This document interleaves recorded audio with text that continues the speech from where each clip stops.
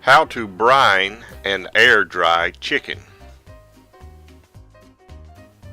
Basically, brining is just soaking a protein, in this case we're using chicken, overnight in a salt solution. In this instance, however, I am adding some additional flavors through the addition of herbs and garlic and so forth, but that's entirely optional.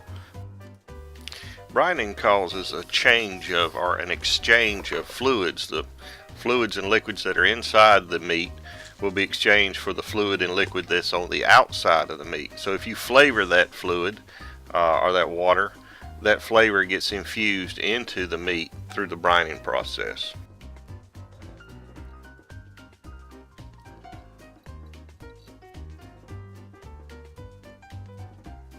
Here I'm using herbs de Provence, garlic, and some peppercorns as my flavoring. The boiling will heat up the herbs and will allow the essential oils and the flavors and the aromas to be released. Then I'll allow it to steep and allow those flavors to develop further. Use tepid or slightly warm water, as it will help to facilitate dissolving the salt.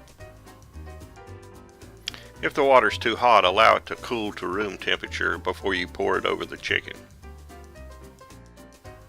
We're using 1/4 cup of kosher salt per quart of water, or that would be 1 cup per gallon of water as our basic brine. We're using kosher salt because the molecular structure of the salt is best for this type of process. Kosher salt takes its name from the process of koshering, and that is to draw the blood out of a piece of meat so that it conforms to Jewish dietary laws.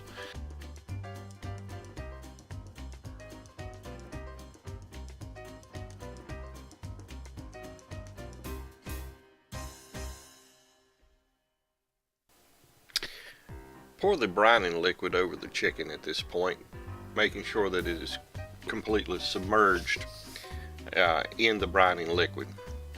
If you wanted to, at this point, you could also pour the brining liquid through a strainer and strain out the herbs.